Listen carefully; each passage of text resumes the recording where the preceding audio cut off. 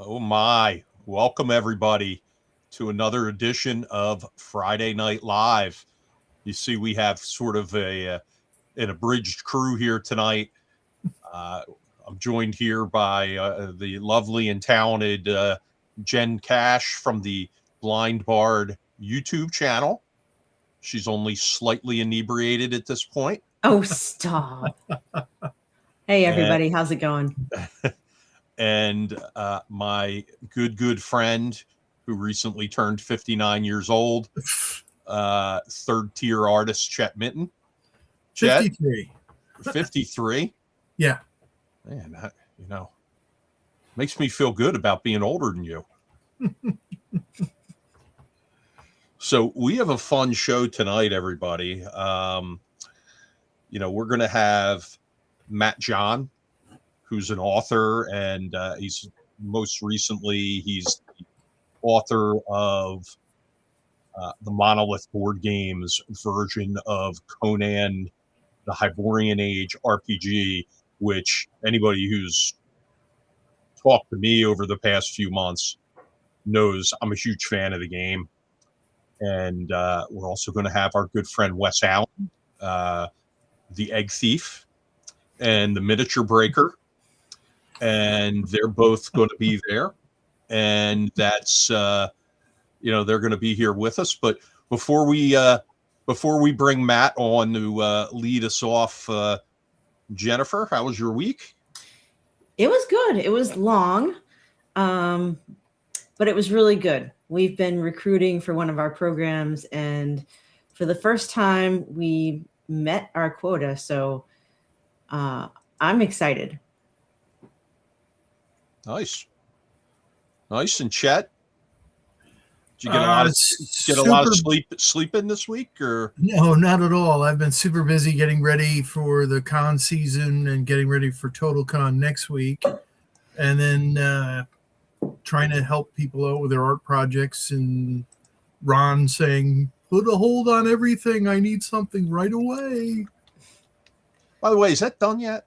It's not actually. I've barely started the color. I knew you were going to ask. Oh well, you opened the door to it, so. So I opened the door to it? Yeah, by bringing it up. How busy you were. Oh, okay. Chet, what fun T-shirts are you bringing to Total Con next week? So, I don't know if all of them are going to come in. I have 4 shirts that will be available and ready. I have 2 shirts that are somewhere halfway across the country that are stuck in Minnesota somewhere. So I'll have my Hobbit shirt available. I'll have the Azaric Tomb of Horror shirt available. I'll have the, what else do I have? I have the Red Dragon shirt with the dice on it and the Blue Dragon shirt.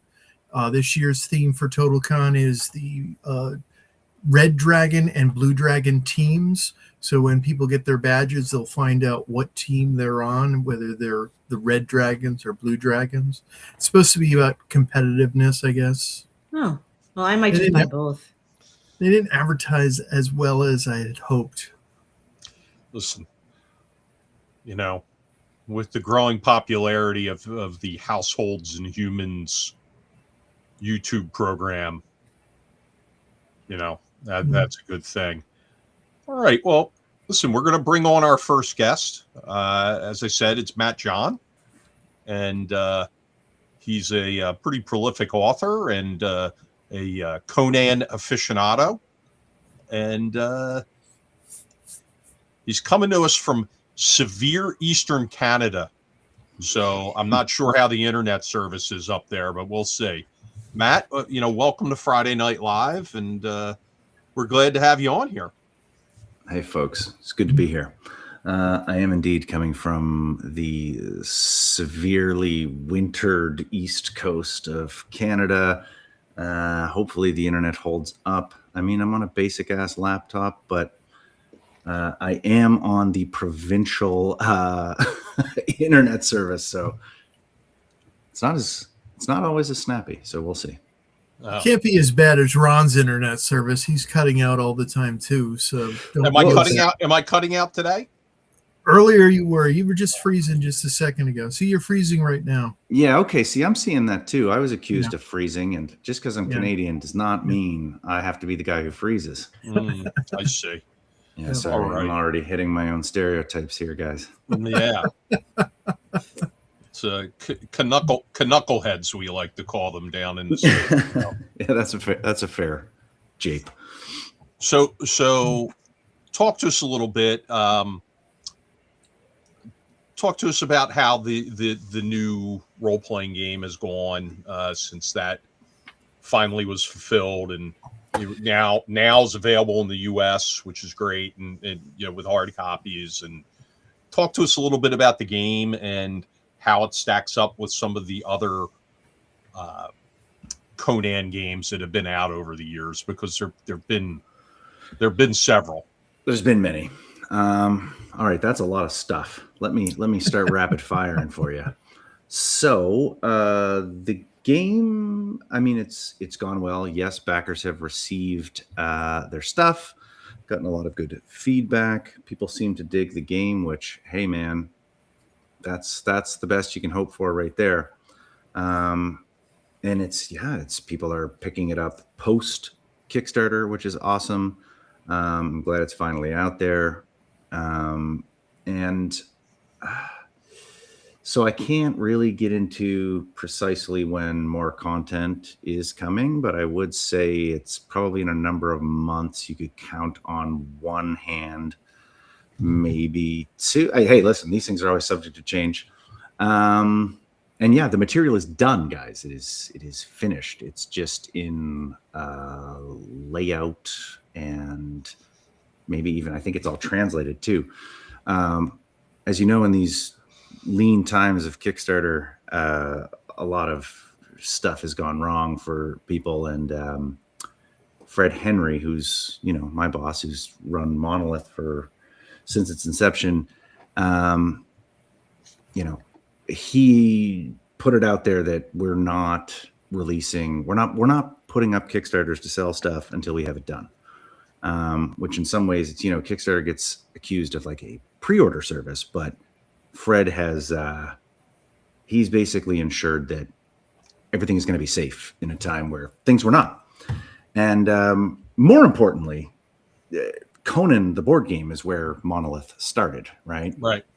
And it was I can gush about that game because I was not part of the original development team, but I was a huge Conan fan and a massive fan of Conan RPGs.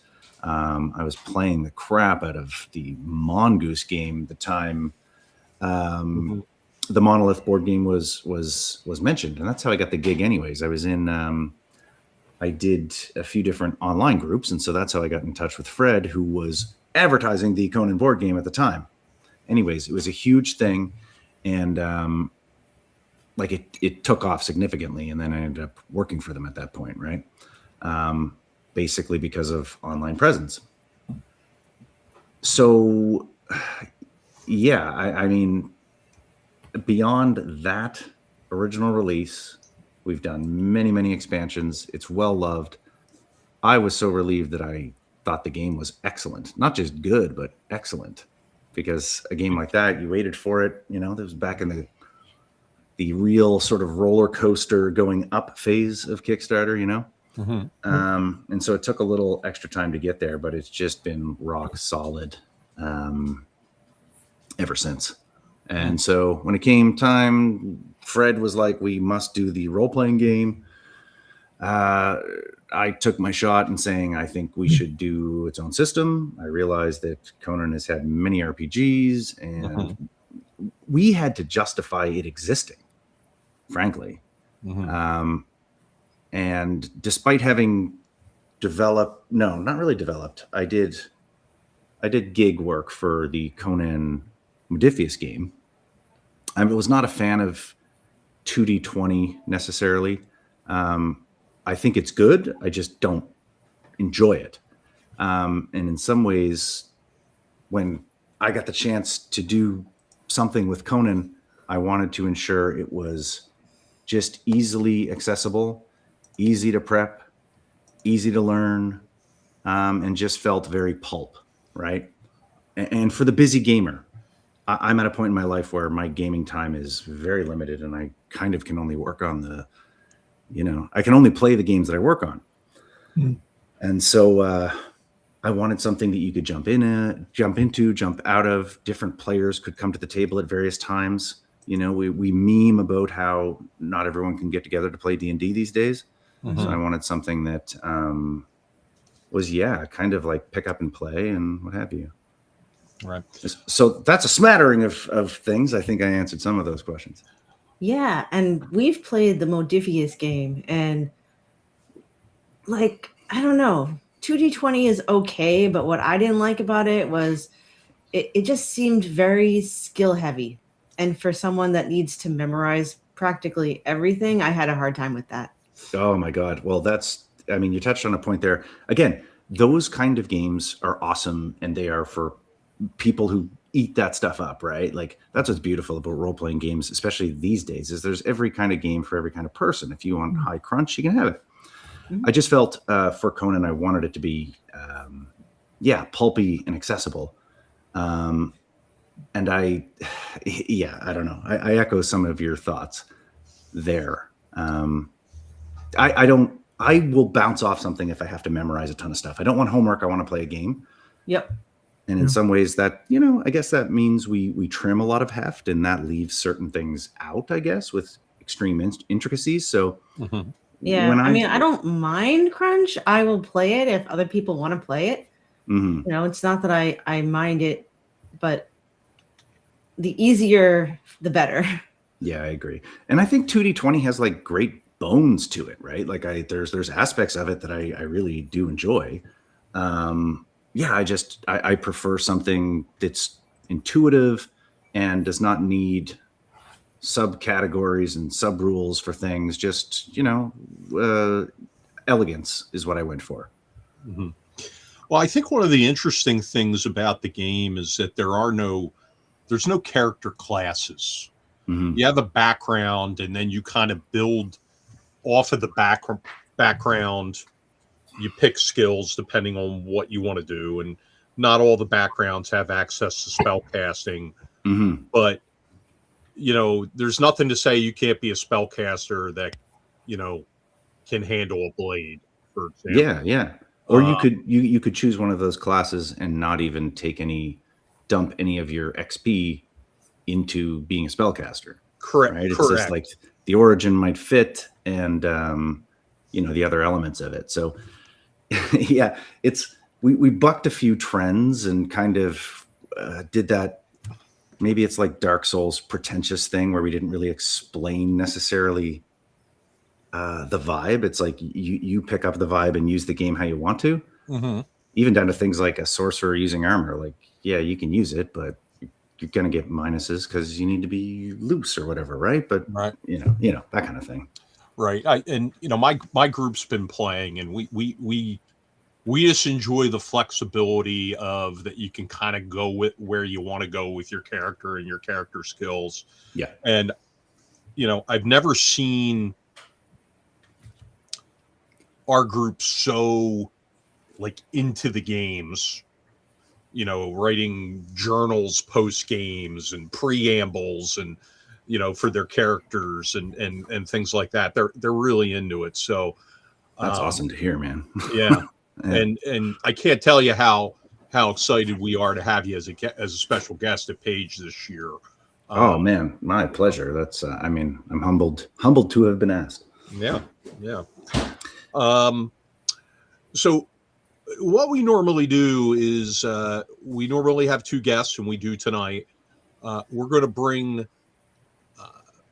Wesley Allen on next, and you're going to stay on with us. So think of it like the old Tonight Show, where the first guest stays on and becomes part of the discussion, and we'll go through a few things with him, and then folks in the audience will be able to shoot questions out and things like that. So sure. Let's see if we can grab and put Wes on here. Unless Chet or Jen, do you have any questions for Matt before we I was just going to ask, how long had you been working on it before, from conception to launch? The Conan system. I mean, Yeah. I had a couple months brainstorming, and then I very quickly put together a working document of, really I wanted 4 stats. I wanted the dice to be like you can upgrade your dice and all the basic framework stuff. I frigged around with that for about 3 months after that of testing, and then we brought on a project manager, and then we wrote the crap out of it. Like, I would say 1.5 years is my entire stretch of time doing that. And it's also, though, it's a sort of approach to a game that I've had like in my head for a while, not something that I've ever even written stuff down for, but just I really feel like this game is the culmination of, it is the game I wanted to do. And I mean, so in some ways it took me my whole life, I guess. But Yeah, that's cool. That's awesome. Yeah. Wow. Yeah. And, our game, we're continuing our campaign on Sunday. The game master could be better. He's self-deprecating, isn't he? No, he's in the chat, so okay. giving him a little, his head's not going to be big enough to fit through the door on Sunday if we keep talking about it. But now there's a lot of destruction and everything related to Conan, right? Conan destroys a lot of things, but speaking, one might say he's the destroyer. Yes, one might say. Grace Jones would say that. So would Will Chamberlain if he was still alive. And Frank Frazetta, Conan the Destroyer, that's one of the famous paintings. Yeah. So we're going to bring on somebody who destroys things next. And hello, Wes Allen. Hi, Ron. How are you? I'm gluing together Sturges. I only broke one Sturge. I did self-report the Sturge. It's because everybody saw it and you had no choice. Everybody ratted you out. No. I was getting texts. Wes broke one of the Sturges. I went over to Anthony. I was like, Anthony, look what I did with one of Ron's Sturge. He's like, oh, you're never living that down. I'm like, I know. It's going to be right there. I'm going to have a whole litany. Like, by the time you actually have that trial, I'm going to have like a list of like 150 charges. It's going to be great. Yeah, well, so Matt, at Page, we do something called Down the Dark Stairway. Okay. And it's a convention-long Shadow Dark event. And it's a bunch of dungeon levels, and every hour on the hour, more adventurers go down. And Cool. Wes was one of the GMs, and he thought it was a good idea to use metal dice around miniatures and resin dwarven forged terrain. So, yeah. I had an exciting roll. I had like 6 things I could attack, and one of them bounced out of my dice tray. That's so funny. I have my story wasn't that dramatic, but definitely when I first picked up some really heavy metal dice, I was super excited about them, and yeah, they definitely popped around and hit some homemade dungeon tiles.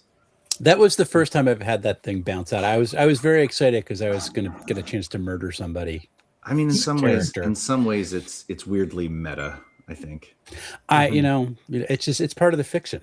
Yeah, that's what exactly. I'm thinking. So, well, as some people might or might not know, it's also Wes's birthday yesterday. So happy Chet birthday! And I, thank you, Chet. We're born. We found this out in the Page interview booth. We were born the exact same live day. on air. Yeah. Very good. Happy birthday to you both. Yeah, and interestingly, it's Michael our staff member Michael Pastor's birthday today. Oh, that's awesome. Oh, happy birthday, Mike. Yes. So, what happened? Somebody disappeared. Wes disappeared. You knocked him off the air. He got so excited. I'm back. Nope. Excellent. Here I am. Maybe he passed an edge check, guys. Yes, he passed an edge check. It could be it. I'm just happy to be here with the creator of Ron's favorite system, because he's been gushing about it for months. Yeah, that's great to hear. So Wes, you've got a couple things going on. You've got a Kickstarter. I and do. You have a convention coming up. Yes. So let's talk the backer. I always want to call it Kickstarter.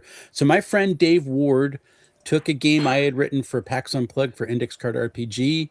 He ran it for Crit, which is this online campaign that happens in the early summer, and converted it for EZD6 and ran it in Index Card RPG. And after he got done, I was like, should we publish this? And literally 5 minutes later, he emailed me a PDF. He had already laid the whole thing out.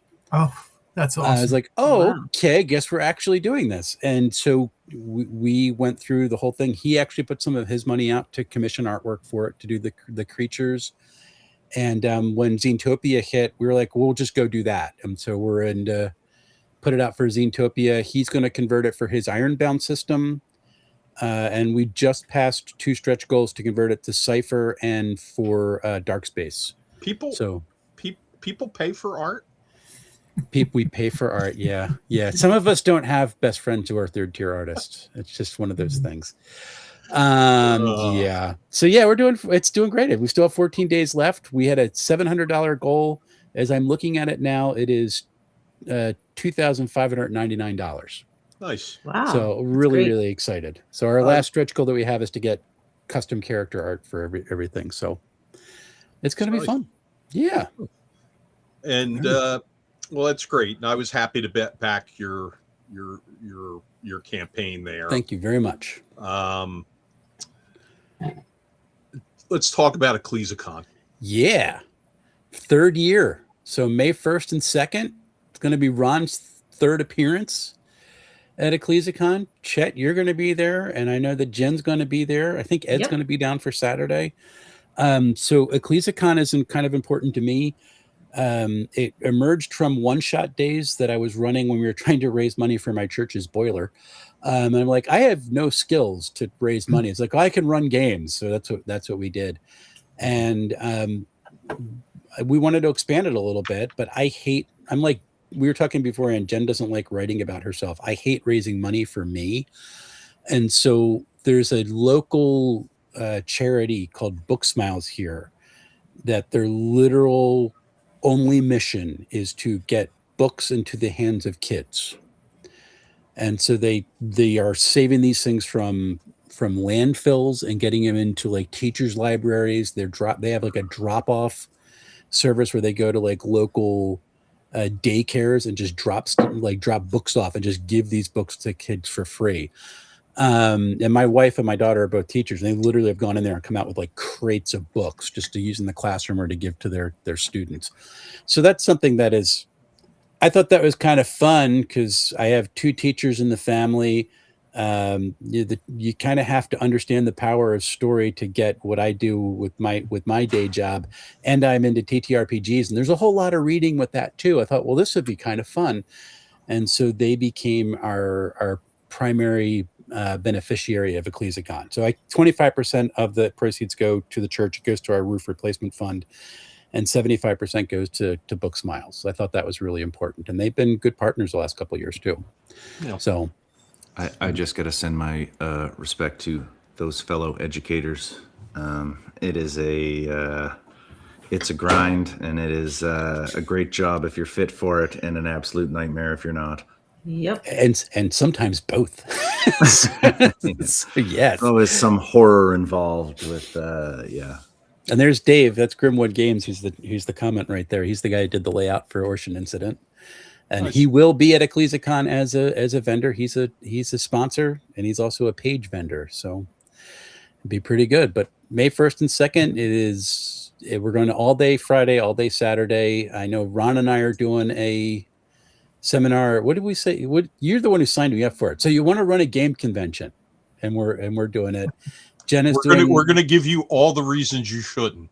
Pretty much, yes. It's already a very crowded field. Please don't take any more resources from us. Yeah. So, and then Jen's doing her chat on accessibility in gaming. Chet's going to be there with some of his cool artwork. We got some other folks coming out. We actually have a dice vendor coming in this year too, so I'm kind of excited for that. Who's the dice vendor? I got to go look up. They signed up like 2 weeks ago. They do a whole bunch of different stuff. Nice. Yeah, we're hoping to get 150. So I call it a boutique convention. So if you like, for folks who are, I know there's folks that are sometimes in the page chat who like they're worried about kind of the larger scale of page, even though it's kind of the smaller end of the bigger conventions. This is really cool, especially to bring kids to that because they can play with Ron in his claymation game. But he loves that. He loves it. Yeah, he absolutely wants to have. Just drop the kids off at the table and just walk away. Go play your own game. I'm so child friendly. Yes, they flock to you for some reason. Yeah. But it's good if you have like a 10-year-old or an 11-year-old that you're kind of leery, like let him run around. It's basically all in one room, and there's another room that's upstairs. They can't get lost or go around. The vendors are all right there, so it's a really neat, compact event. Really laid back, and folks have a lot of fun with it. So yeah. Sounds great. Yeah. And you know, we at Page, we try to support this convention as much as we can. We feed everybody. When are we feeding people this year? You said we do it Saturday before the auction. So we feed them and make them spend money later. Yes. When they're when is the auction? Saturday night. Saturday night. Okay. Yeah, it's based. So there's games after it, but the auction's kind of like the big event. Yeah. So yeah, and Ron has done that for all 3 years that he's been there. He's like, I'm going to buy pizza for everybody, which is your support's been amazing because besides getting me connected to folks like Chet and Ed and vendors who were at Page last year who came in to sell, just your presence and your encouragement and your support have really helped out, because when you're running something small like this, you don't have a whole huge team. I have some really good friends that work on it with me, but you get to just like, nothing's going to work. No one's buying badges. No one's going to do this. And when you have folks like you in my corner, it really has helped out. So thank you, Ron. Yeah, no worries. Yeah. Of course. You know, we're always there to support our friends. Yeah, and you're a good guy too, and you bring a certain charisma and a certain charm forward, and people see that goodness and they want to be a part of it. So I'm not a nice person. Oh, I promise you, I'm not a nice person. There's no question. I've listened to you for like probably about 4.5 minutes, and I can tell that you are a nice dude. Yeah, I try to be kind. I'm really mean. I'm from Philly. So are you like the? Let's really talk about Wes. Let's talk about Wes. Yes. So last year, during the great egg crisis, when eggs were up to $6 a dozen, I have chickens, many chickens. So I bring 2 dozen eggs to the convention, and I'm going to put them in the game auction because I figure that's the most valuable thing I have. I think you've expanded this. It was 1 dozen eggs.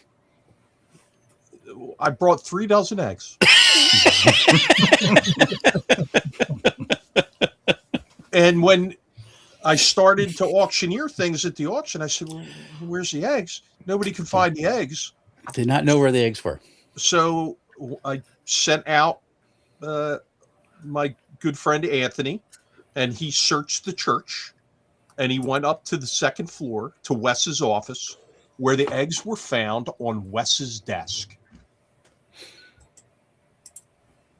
It's an egg mystery. It's an absolute egg mystery. It's a very good thing that Anthony has not been put under oath yet. I keep threatening this. They keep saying I'm going to be put on trial, but there is discovery and there is cross-examination. So look at this. Your pal says he's pretty sure it was 2 dozen eggs. All right, Dave, what are you doing? So he's throwing gas on the fire. He is throwing gas on the fire. So we do have a question. Where can you get Conan the Hyborian Age right now? If you want the book, where can you go get it? So Monolith's distribution is it's mostly direct sales and Kickstarter. if there is nothing left on the Monolith website, Monolith Edition, then you're probably SOL for a bit, unless you just want the PDFs, which are on Monolith Edition website. They will go forever. Well, unless a license expires, but we don't plan on that. Fred has also let me know, like, I think they're going to try and do some Amazon distribution to make it wider. But I don't know precisely when that would start. It's just, this is the way it goes with the Monolith team. There's a rumor that there's a guy in New Jersey who's got 9 core books sitting on a shelf in his game room. I mean, 9. Well, those should it's be out selling. Of control, huh? They should be selling. People should be getting them. Put them on eBay. Oh my God! What the Kickstarter stuff was going, like the Kickstarter, like the King Pledge Kickstarter. The people were speculating and bought more than one Kickstarter set. They were going for $1,200-$1,300 on eBay. Yeah, I mean, that's. Do have a charity auction coming up, so no, they're not going anywhere. They're being used. They're in use. They're in use. I'll bring you something else good for the charity auction. I'm sure. One of the 9 books. I'll bring you a beautiful signed copy of Tomb of the Ancient War King. Oh, that'll be awesome. And a carton of eggs. 2 cartons. Yeah, listen, you're handing those to Anthony this year. For that. So Matt, for the Conan books, you're doing like also print whole kit and caboodle for this. Oh yeah, it's worth the wait to get them. Yeah. It's total professional books. Job. Yeah, they're beautiful books. Yep, awesome. I mean, listen, obviously the guy who works for Monolith is going to gush about it, but there's just a few things that remain true, and it's that I know Fred Henry will make sure to deliver on stuff, which is important to me too, because like I'm involved in this, and I don't want to be part of a thing that's going to go belly up. Like that's sure. Yeah, it would make one wonder. Anyways, no, I'm not going to get into that. But it's also just like the art and the actual quality of things. Like Monolith has had a few instances where not every rule book has been necessarily. We've done a couple of versions of a few things, right? Okay. But like, goddamn, everything is always just super beautiful and luxurious and boutique. And I mean, it's this scarcity is not really intentional. It's not like buy now or you'll never get it. It's just when I'm hearing this about the people seeking these games out, I mean, that's just has to be a good sign of how well loved and the longevity, right? People want it, yeah. Yeah, so I honestly hate that I can't just say, hey man, just go down to Walmart and pick up a copy. Like I would love that because I want people to play the game, but yeah, no, it's a fun game. I'm really looking forward to, we're playing on Sunday. I got, for the first time in about 25 years, I've got a doubleheader here at the house. We're going to be playing the Walking Dead RPG in the morning or in the early afternoon, and then Conan at night, and very excited about that. So that's cool. And I hope that Conan was easy to prep and you could just kind of get her done. We do have a question for Matt here. Any hints on what's next for the Hyborian Age RPG product line? All right. So for just the RPG, mind you, there's more board game content probably coming as well. I don't even know if people know that, but yeah, we're not done with the board game either.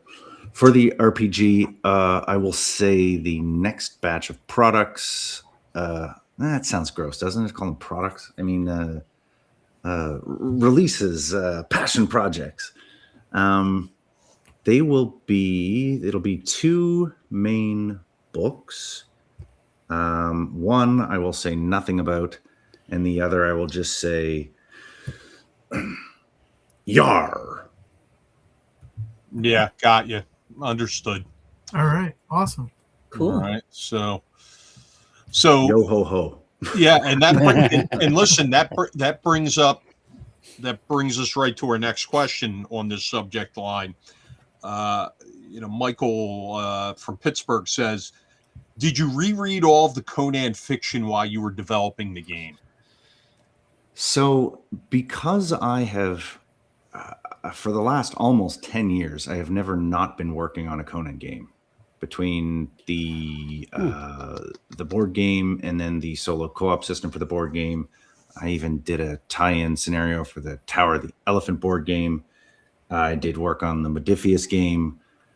So, I'm always reading a little bit of Robert E. Howard. I would say, if anything, I have read less Conan and more other stuff, because I read and reread Conan, and every once in a while I'll pick a story at random and I'll reread it. And then sometimes I have to reread something for research purposes. And so, yeah, I didn't I honestly wanted to. I was like, I should just reread all those 18 to 20, depending how you define a Conan stories. Mm-hmm. But really, I felt, I just wanted to read stuff I hadn't read before. And so that's what I've been doing a lot of. Most recently, The Dark Man, his loose Bran McMorn story, and all of the Cormac McArt stories, which are hard to get. They're kind of in weird print situation. But I had to read those for research for something that I'm writing right now that isn't a role-playing game. So nice. What other questions do we have here? So speaking of the board game, just real quick, I have the board game and almost all of the subsequent add-ons, whether it's the smaller add-ons or it's just crazy at this point. But the mountains. Yes, but the miniatures are outstanding, and the miniatures carry over into the game, and into the role-playing game, which is very convenient. So that's, it's got all the elements to become something really big, and of course,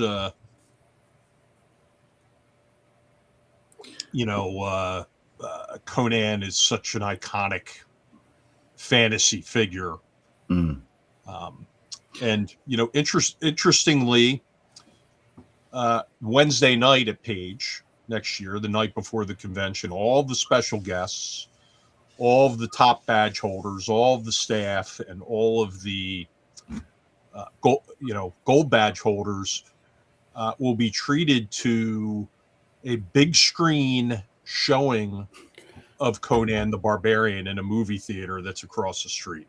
Hell yeah. So really looking forward to that. I know Chet's looking forward to the Don't You Want to Warm Yourself by My Fire scene.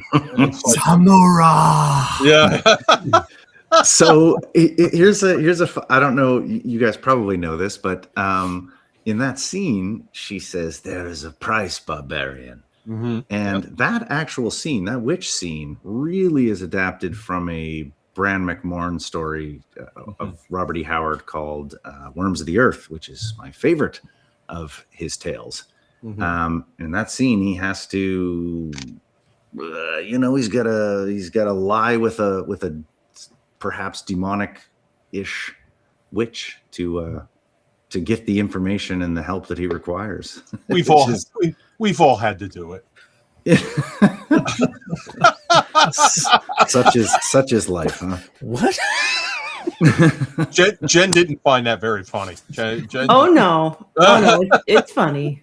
No, I was just thinking that the Modivius Conan helped me realize that even though, I've never been a huge Conan fan at all, and I wasn't thrilled about playing it, to be honest, when when my then boyfriend suggested it.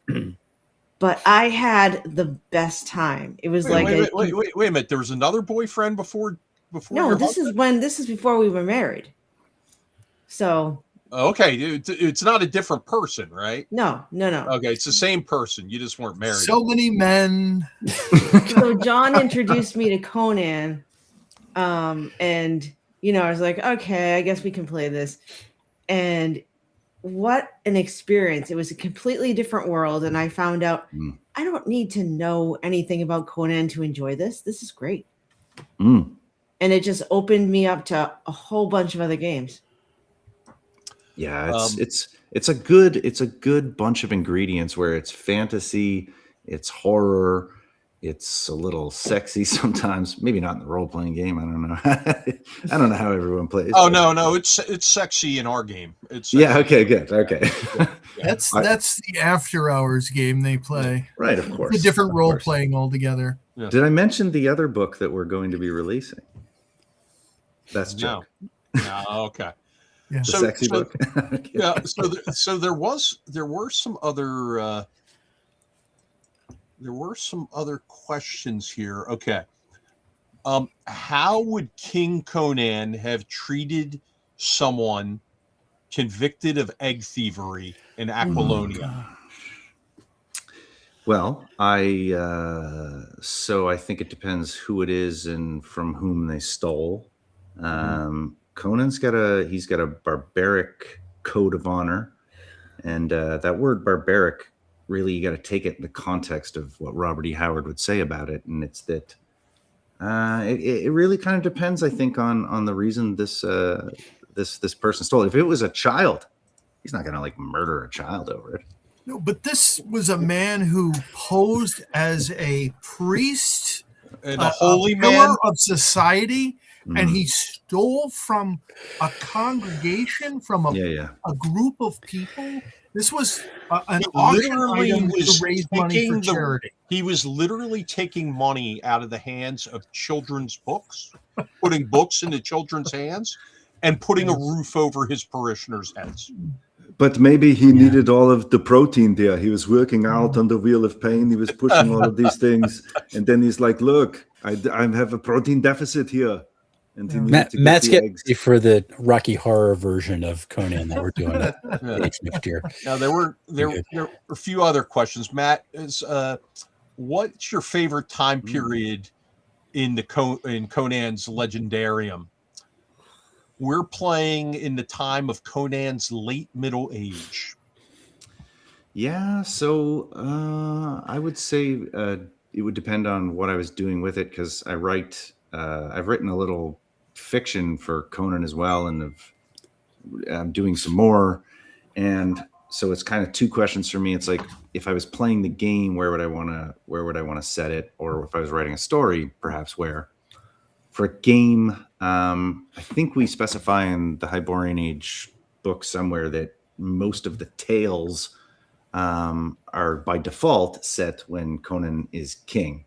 And the idea there is to not tread on what Howard had done before, so that anything you do doesn't conflict, right? And for storytelling, I like to fill gaps in his original stories. So if I look at those and I find something like, oh, between this and this, he was doing this, or he did this for a few years, what can I do? What can I do with that? So for me, it all kind of, it depends what I'm doing. There is a recommendation that perhaps the egg thief would have been put on the tree of woe. Crucify him. Mm-hmm. It does seem a little bit too on point, doesn't it? So, yeah. Literally at Ecclesicon. Yeah. Crucifying him up on the tree. I was trying to explain to someone how Philadelphia humor works, and I'm like, you just have to be from here. You just don't. Was there? I don't, guys. I might be missing stuff, but was there a thing? Were we connecting crucifixion and then eggs? Do we think about the Easter connection of finding eggs or taking exactly? Eggs? Exactly. Okay. Yeah. I mean, eggs aren't really part of it. It was a fertility ritual. No, they're not. Not part of the theology. Yeah. Oh shit. So we have another question. Lil CWA says, I like the Modifius Conan, and I wish they hadn't given up, lost the license. I Me like the too. I like, Oh. yeah. Screw right Matt. here. Screw Matt. He's right here. Well, He no, can it's- still hear you. I feel the opposite way. I look, that game's complete. Yeah. The amount of books they did for that game, it covers all of it under that system. I truly believe that.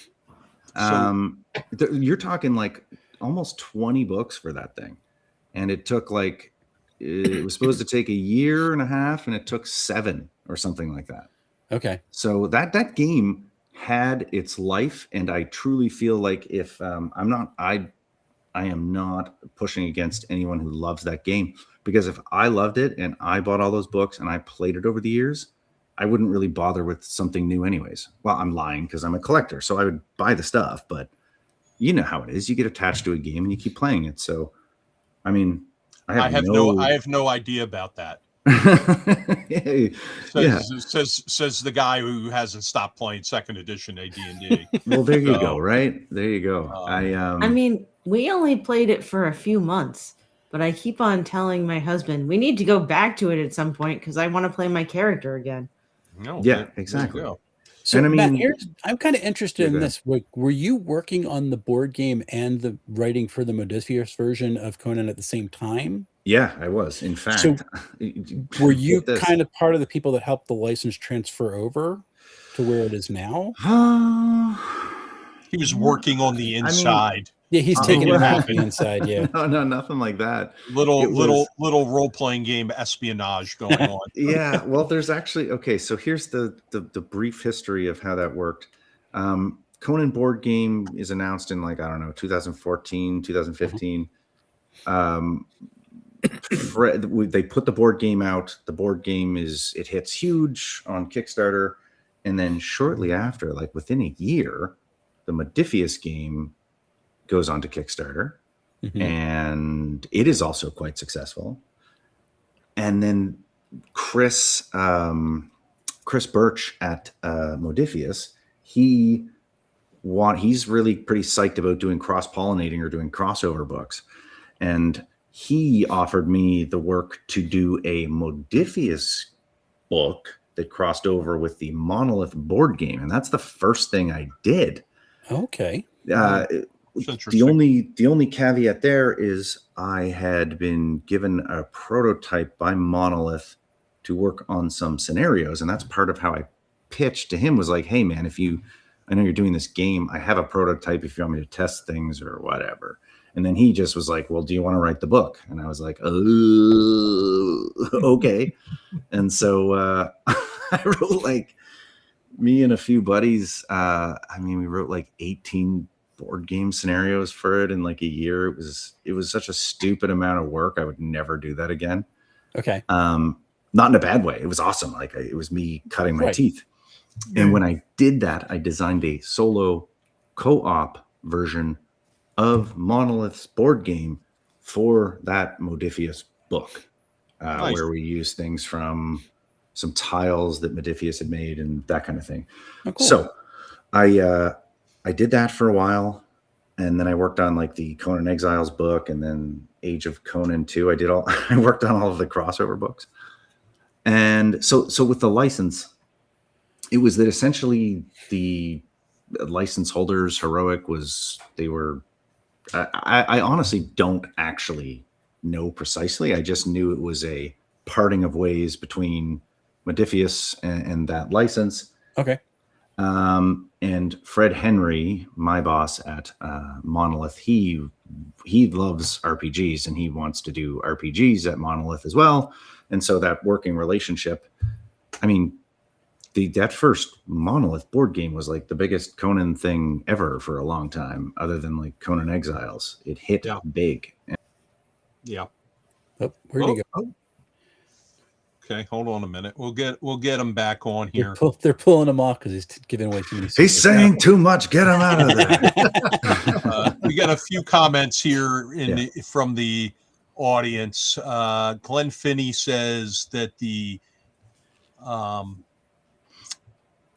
let's see, what did he say? The Band of Bandits one? No, the rumors of Eggery have been greatly exaggerated. Oh, That's this is Vincent Um, Price on the Batman series. Michael from Pittsburgh says, "What is Matt talking about?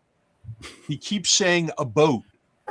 Is there some sort of naval rules for the Conan RPG?" Well, not yet, but Coming. Yeah. That was a clever comment. Yeah, That was like that was a try and catch me to say more than yar. yeah, a boat. And Yeah. it was also a jab at my Canadianness. It was It's probably fair. That's okay. You know what? I'll help you out, Mike. Don't be a hoser. Yeah, actually, this time I should apologize because I'm Canadian, and that's what we do. We apologize for shit. This is true. Sorry, eh? Yeah. Yeah. Yeah. So I think with I've had a working relationship with Fred Momberg and Jay and the guys at Heroic for quite a long time. So I remember, after Monolith had like secured the license, it came down to like, well, what are we doing? What are we doing with it? And that's around the time where I was like, well, let me do it. And Fred was like, well, maybe we do 5th edition. And I was like, I don't think it fits that well. And then I tried to make them let me do Morkborg. And, we needed something with a little more heft, I think. But I don't know. There's all kinds of ideas swirling when we had that opportunity. And they let me do my thing. And I'm happy they did. Awesome.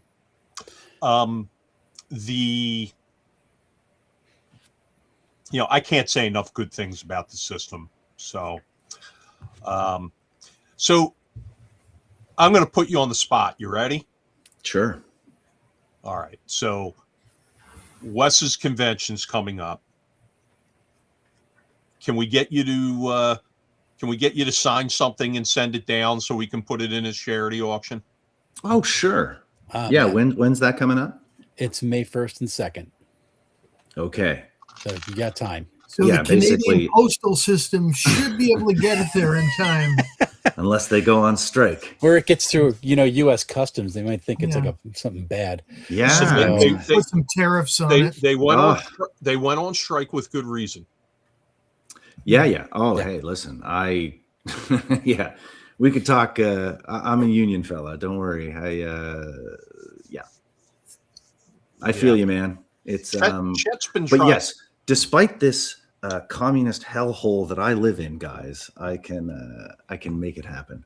Chet's been trying to start a union at Orange Cat Games because he says that one of the partners is extremely abusive and is uncaring about the other workers there at the company. Chet shouldn't talk about Jen like that. Yeah. We have a few questions here. We've got next question. What is your favorite Conan story? Anthony Simeone says his favorite is the Scarlet Citadel. Oh, yeah. So I'll give you a little, I don't know. One of my ideas is very much about the Scarlet Citadel, right? The Scarlet Citadel is, for me, more of the OG Dungeons and Dragons dungeon crawl than is anything Tolkien did. That's not shade on Tolkien. I love Tolkien. I'm just saying, you read the Scarlet Citadel and maybe Tower of the Elephant as well, but especially the Scarlet Citadel. That story is pure, weird dungeon incarnate.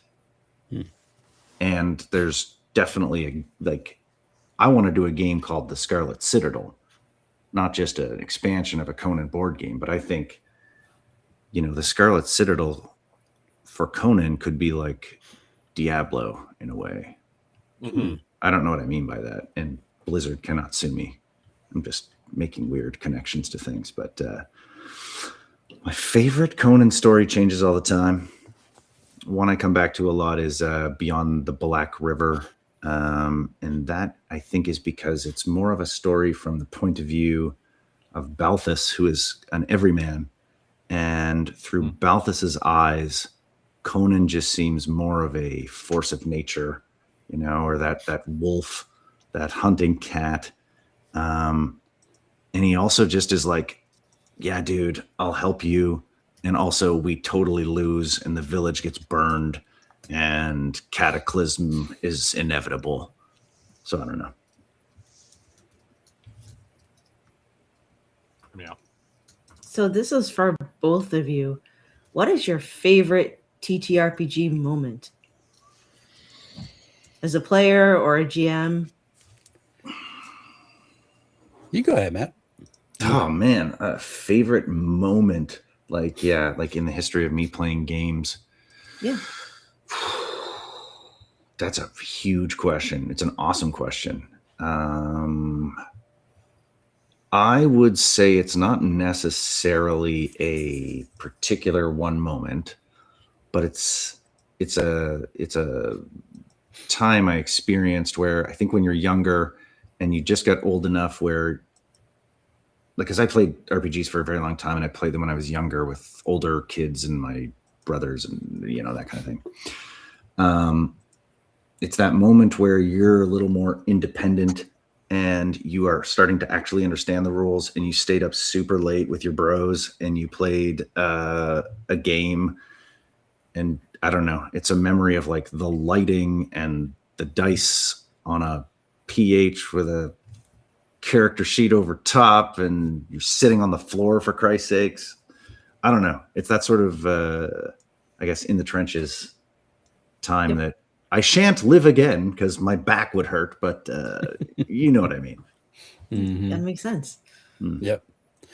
I'll go recency bias. I just put this out on channel too. I just finished my Dragonbane campaign, and I had a party of 7, which is too much, but 2 of them had gone down the week before. So 5 went into the final room, and I was warning the whole time, guys, the way you play, you're going to all be killed. Because they're all like, let's go see thing and kill it. And this is not going to work out well for you. And so, like, it shocked me that they got to the last room. But they went in and it was brutal. And there were three of the 5 went down. One guy got 1 shot off and he got put down. They had an elven hunter who was there. And his whole thing was, maybe I'll get to the sword and I'll just run away. And he had an ability, he could do twin shot. And every time that he tried to activate it during the campaign, he fumbled and broke his bow. Like he tried to do it like 5 or 6 times. Every time, fumbled, broke the bow. He knows he's got 1 shot to do this and he has to go for max damage. He's like, I'm twin shotting, and everybody just held their breath. And he actually did like just enough damage to bring the big bad down and then chopped its head off. He marched out. So the 3 guys, one of them was like decapitated. The other 2 are frozen solid. He had a dwarf or a halfling on the ground who forgot he had a health potion. So he gave him the health potion and brought him up. So they walked out and got the 2 people who dropped the week before because they got taken prisoner. And like, okay, we lived. And they like then they went on their upgrade spree because they like maxed out on like 3 abilities. They're like, we have to go like be like traveling mercenaries now. I'm like, okay, we're going to take a little bit of a break for this one, but yes, we'll do that. But it was the most epic, cool final fight that I've had in the hobby. Did any of them play Mallards? Yes, went down the week. In fact, actually, it was Dave, my partner. He played a Quaxar who was a Mallard fighter who insisted he was a wizard. And he would do things like spider crawl and try to like parkour over the wall. And one time he failed and fell into a pit. And he was always like, I have magic missile. And he would like throw a spear at something. Like that's what he would do. It was great. Do the Mallards, do they have flippers? They do. They can swim. Yes. I guess I'm visualizing someone climbing the wall and those not being an asset. It was not an asset. No, when he tried that, he did fall into the pit. Now, I want to point out, sorry, just one thing. You ever hear there's some game design philosophy out there? You'll get people who are like, well, why do you need dice? It leaves things to chance, right? It should all be strategy or whatever. And what you just described with that dice situation, that's why. That's it. That's why you don't have those moments if you have a diceless game. Well, and dice have been part of the hobby since before TTRPGs existed. Yeah, they were part of wargaming because chance is part of the battle. Mm-hmm. And so we throw that randomness in there to kind of bring that back. And I think that's an important thing. And that was the moment. Those are the moments that are like absolutely amazing. Yeah. It was so cool. So that was my recency bias. I thought that was a great moment. That sounds so fun. Mm-hmm. Yeah. It was an awesome combat. And what are your favorite house rules?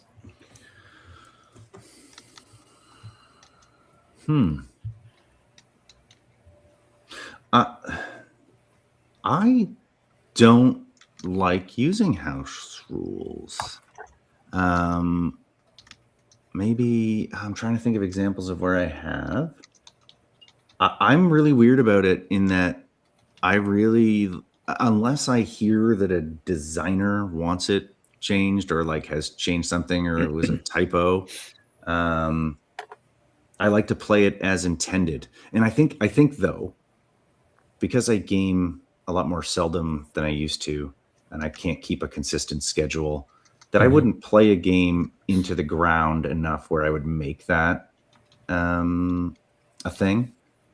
And I think also too, because I've been playing so many, like a lot of the design I did for the Conan board game is you're kind of doing a competitive angle, right? You can't be house ruling competitive shit without a pretty significant fight. Whoa. This That's is true. a PG show. You're going to get us demonetized. Uh-oh. Hashtag sorry. How do you Sorry, spell we that in say shit all the Canadian? time. There's probably a U in there for the French, the French angle. House rules. I think I'm in the same line of reasoning as Matt, mostly because I just can't keep track of them if I try to throw too many in, because my squirrel brain goes, look over there. So a couple that I've used, just like, max hit points at first level is the one that I tend to use when you're playing like an OSR style game. It's like, so at least you have a possibility of surviving a dagger hit. Yeah, that's a good one. That's always a good Agreed. one. And then rule of cool. If someone comes up with something cool and it's like technically against the rules, I'm like, I don't care. I actually want to see this happen or see you fail spectacularly. So please go ahead and do it.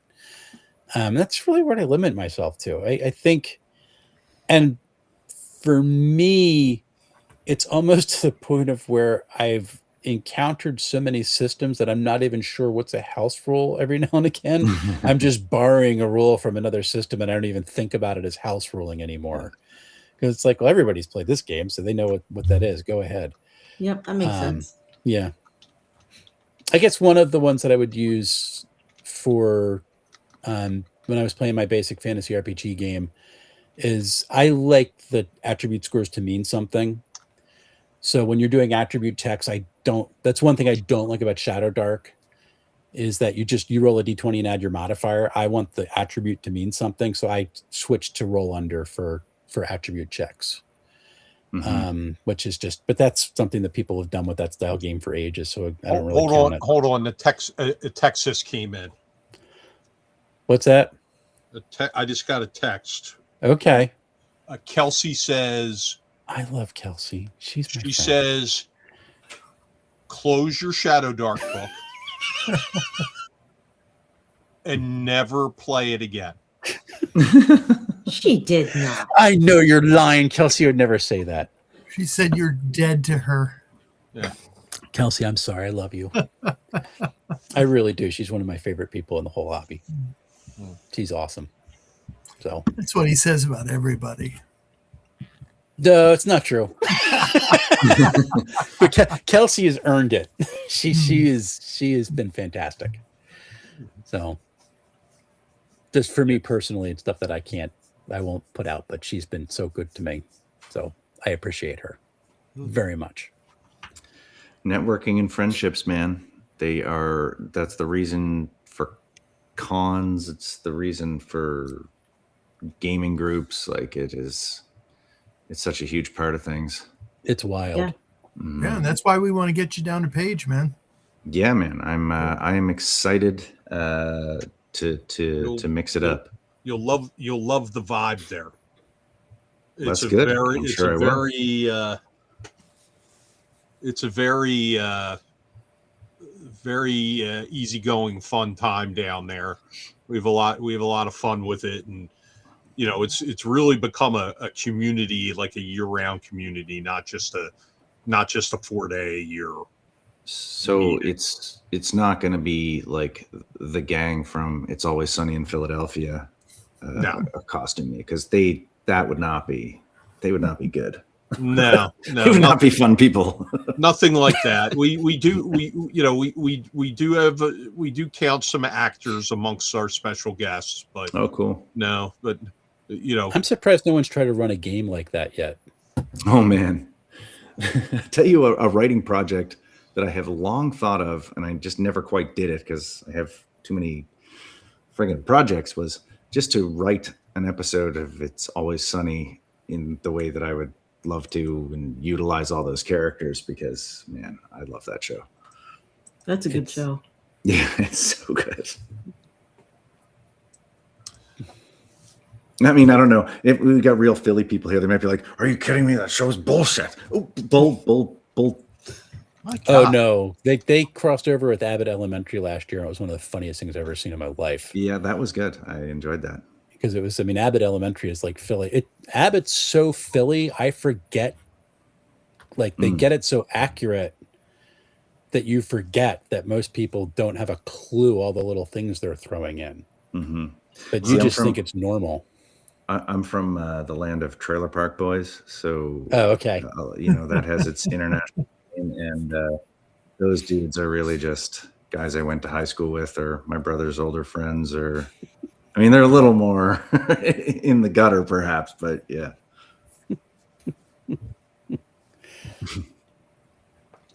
Huh. You got any other questions coming in? No, but let's do a last call for questions for our guests, and then we'll let them slink off into the night. Matt was already sending me messages going, I'm on Atlantic time. And it's an hour. It's an hour later than your time, so it's really late. That little sliver. Listen, man. Time reaches Canada East Coast first. No, it doesn't work like that. It's horizontal, Matt. It's horizontal. On today's episode, Matt figures out how time works. I see Mr. Blawface said could make, I think he means Scarlet Citadel, for an adventure in the RPG. And yeah, whether we actually adapt it or like do a sequel. I love the idea of doing a loose sequel to things in RPG form, in game form. But yeah, Scarlet Citadel is just, it's special to me in the sense that it's just weird. I like weird and I like horror in my fantasy more than anything else. You can pretty much throw everything else out. If you put horror and weird into my fantasy, I'm there. Horror's fun. Yeah, I love, I mean, I think I'm more of a horror junkie than anything else, to be honest.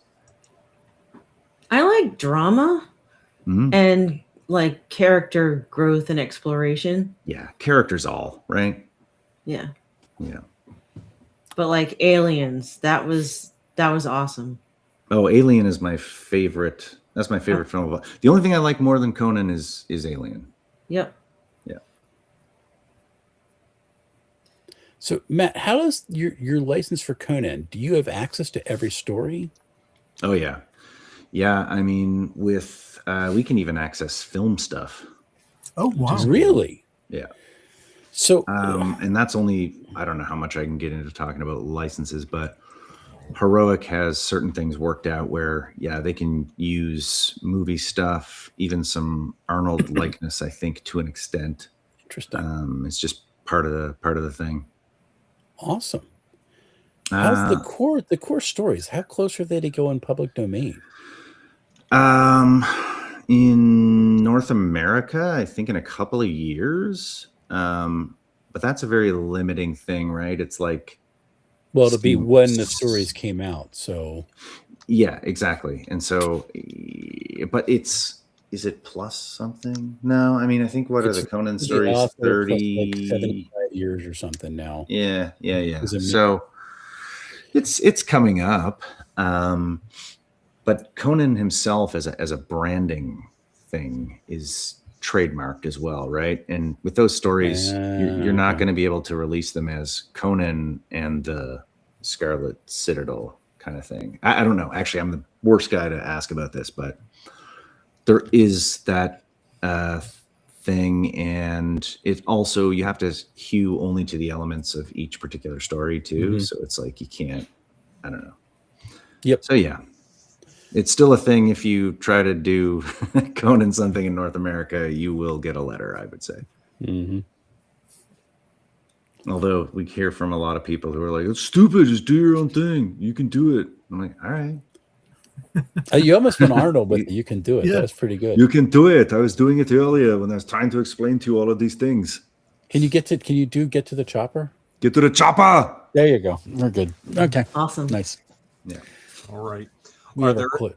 Are there any other questions from the folks we have in chat? If not, we're gonna let Matt and Wes say their goodbyes and give us their last words before we also fade off into the night. Well, I'm not seeing any. So, but we did have a pretty robust set of questions here. So, yeah, some good questions. Those were fun questions to answer. All right. Wes, you wanna exit out with anything? Yeah, please. If guys can consider backing the Ocean Incident, it is a horror sci-fi adventure. It's got a little bit of aliens in it. Got a little Farscape into it as well. How do you spell the Ocean is ORSHIN Incident, and that is on Backer Kit. You got 14 days left to back it. We need to get $2,800 to get all new character art, so that should be great. Please back that and support Dave, because Dave is a game designer and who does great stuff, and I'm really excited for him that this is doing so well. And then Ecclesicon, ecclesicon.com, ECCLESICON, is in Palmyra, New Jersey, May 1st and 2nd. We'll have that auction. Ron and I are doing our little chat to tell you not to run a convention. Jen's going to be there. Chet's going to be there. Dave's going to be there. You're going to have vendors. It should be a lot of fun. And Pat Coyle, if you saw the huge Marvel superheroes set up at Page, he is running that at Ecclesicon, and you're competing with a whole lot less players to try to get around the table so you can get to your badge and your ticket to get on that. Because it's fantastic. So please come on out for that, folks. And fun fact about Pat Coyle, he and I have known each other for, I don't know, since we were in high school. Oh, wow. But, of course, he looks like he's about 40 years older than me. But kind of like Chet, who just turned 59. Happy birthday, Chet. Philly humor. Yes. The more we like you, the worse we are to you. Yes. It's just how Philly works. That's not unlike Nova Scotia, I got to say. Really? Yeah. Okay. I mean, only with your close people, right? Like, we're friendly people, but man, good friends rip the crap out of each other. We got demonetized like 3 hours ago. I'm gonna be, man. It's all right. Matt, I'm going to be up your way in late in the early fall. Are you? Yeah, we're doing a cruise up there. Oh, cool. So, let me know. Yeah. It sounds like a threat. Yeah. There's Americans at the We're waterfront. invading. It's We must stop 1812 again. Yeah. Canadian Bacon. Yeah. It's a great movie. All right. Matt, what do you want to leave us with before we let you head off into the Canadian night? Well, before I shout out to the folks who listened in, I want all of you guys right here. Send me your stuff. Send me your links, just so my ADD brain can keep track of stuff, and then I can boost the signals and make that connection. So if you're on the socials, please do add me, and we'll we will chat. For everyone else out there in the World Wide Web and the net, starring Sandra Bullock. I don't know why my brain always goes there. I'm sorry. 90s child. For me, I would say yes. Keep an eye on the Monolith socials if you're interested in Conan things. Please, if you read fantasy books that are very character driven, a little grim, a little bleak, also a little funny, very weird, check out my book series, The Maxis Cycle. You can get this on Amazon. First book is To Walk on Worlds. People are, they're favorable in the reviews. So if you are into the sort of fiction of Robert E. Howard with a little more of a modern-ish, modern fantasy kind of voicing, I guess, please do check that out. We indie authors love it. You can check out some of my writing in Savage Sword of Conan.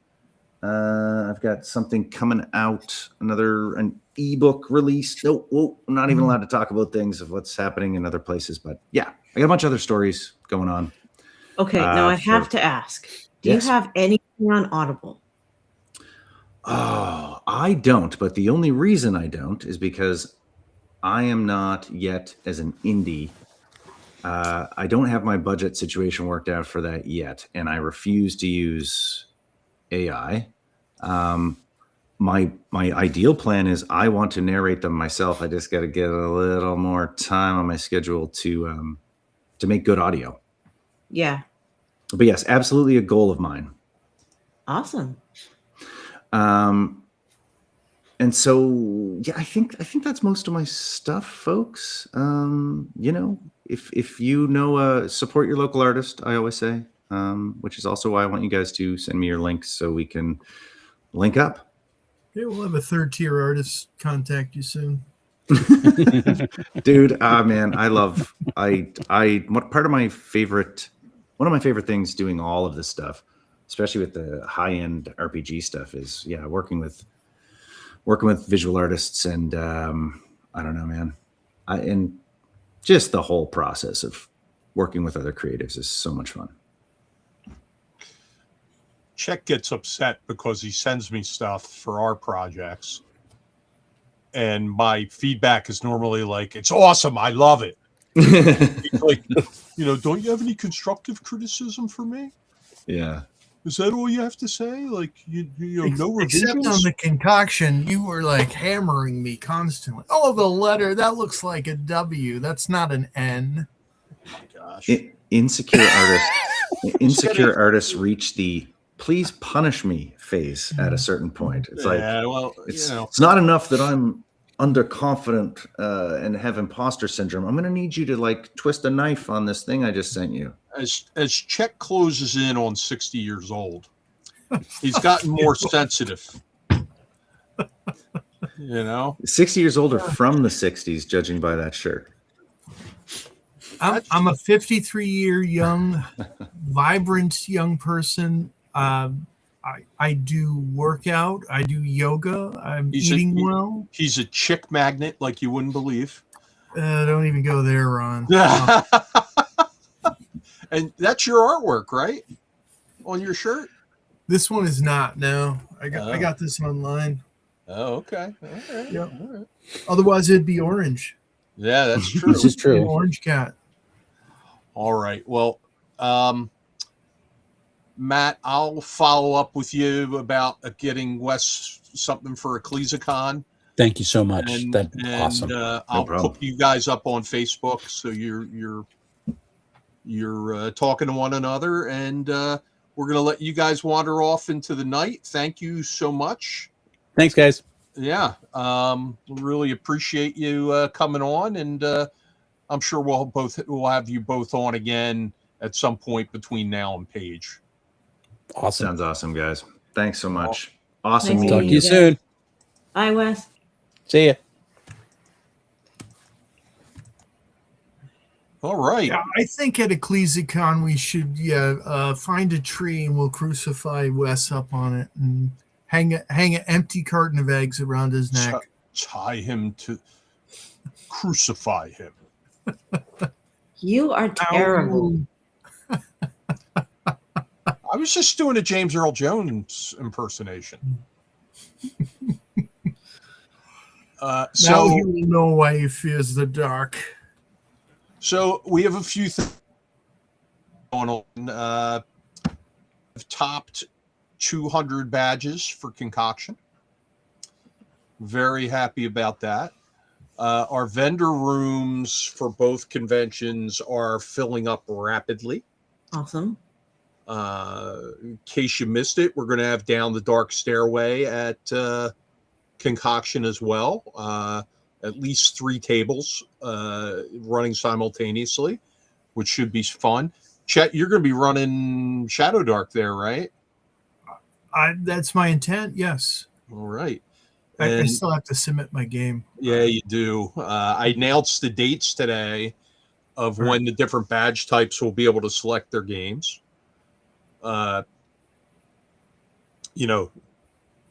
Jen, now that she's become like a big superstar, big internet star, she's not coming to Concoction, just That's not what I said. somebody else has, offered a shiny thing. You know what? It's like the Derek White syndrome. Well, wait a minute. Hello? I'm here, Okay, I'm just making sure. and I said yes to Ecclesicon before I knew about Concoction. That's your, Well, you can go to Concoction and Ecclesicon, right? Yes, but Or I is have it to just the amount of time? John doesn't want to go to 2 conventions in 1 month. Oh, okay. All It right. sounds like Especially you need Huh? to start stamping your feet. well, especially since they're far away. Like I think he'd be okay with Oris Archon, but not. I don't know, because it's like 4 to 6 hours away for us. So It's almost like we have Derek White on again this week. Well, Yeah. you're in Mass, right? yes, Massachusetts? Yeah, okay. Yeah. Oh, sorry. Oh, you're in New Hampshire, aren't you? I'm in. Yeah, I grew up in Massachusetts. But yeah, Do you know where you are right now? I am about 2 minutes away from Haverhill, so I'm almost in Massachusetts. Oh, okay. All right. Yeah. Okay. Yeah, I'm in Plastow. So I know where she is too. She's 3 sheets from the wind. Oh, yeah, I wish, but no. It takes more than that to get me drunk. So, Chet, do you want to give an update on where we're at with our Kickstarter? We're getting close to some fulfillment stuff, are we not? Yeah, we've got the Pathfinder Conversion. no, which ones do we have so far? We have Pathfinder and Castles and and Crusades. Yep. Yeah. I think what we're waiting on the now. miniatures are all ready and they're packed and ready to go out. Yeah, we did the dungeon tile test, Yep. so we can reorder and get those. We had a few edits on the actual module itself, just a couple minor typo fixes. Yep. I'm not sure if that's done yet, but most things are ready to go to be ordered. We have an artist who has to finish putting together the area encounter book, and he got pulled off of that to do a picture for Concoction, and yeah, so it'll happen very soon. It's getting close. It's getting close. Yeah, we got everything close. compiled and ready to go. So excited about that. And The whole process, it's like we're setting ourselves up for like the next Kickstarter and how to have everything like, really like unfold and really get a system going, a consistent way of doing things too. Yeah. And the more you do it, the easier it'll be. Yeah, exactly. And we also have other talent, that will be helping us. We have, Levi Combs is going to be helping us. We have Lex, who's going to be helping us with some stuff, and we're building a good team too. So it's not just Ron and myself. Yeah, and That's of course, Jen's doing all the work. So Jen Glazer's doing all the work. The way she does it is she sends you a threatening letter or an email message, and it's a picture of her face, and then you get another picture the next time she communicates, and she's holding a knife. Mm-hmm. And if you get a third letter, man, you're done. You don't even see this. The third level letter is just impaled in your back. It's a doorbell ring. Ding dong. And Chet, you'll be happy to know that we acquired a third RPG system today. Oh, okay. So, but I bet nobody knew Orange Cat Games has its own RPG systems coming out. No, but it does. That's awesome. So, but they'll be exclusively given for playtesting to people who are coming to Concoction Gen. So you'll have to wait until they're out on the mass market. That's okay. To get your eyes on them. So, all right. Well, listen, thank you, everybody. We had a pretty nice crowd tonight. Much appreciated. The questions were well thought of. And they're well thought out. And, Wes is what he is. He steals eggs. He breaks miniatures. Crucify him. Yeah. Poor Wes. Yeah. He can't defend himself. He can defend himself in chat. But thanks, everybody. And we'll be back next Friday night. I'm considering every once in a blue moon we do an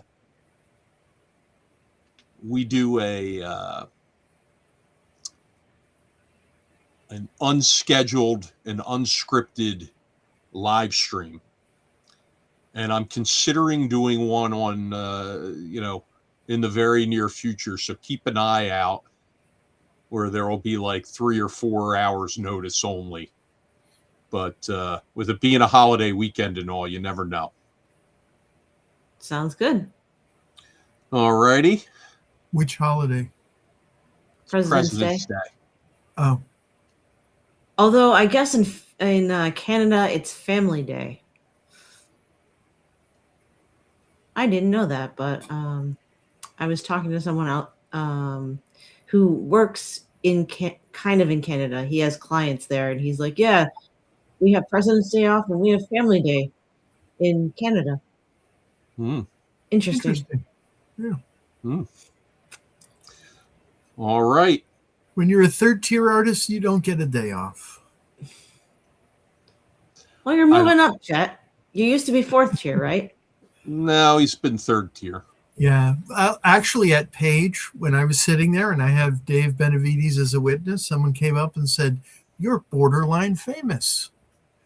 And so, but Dave explains that as I'm on the border of second tier. I'm still in the third tier range, though. Yeah. Oh. You are artist of the year. I think he should be first tier. We will discuss that when Scott's on the show. Oh yeah, Scott. He's on the show, I think, end of the month, I think. Okay. Or something. I don't remember. Cool.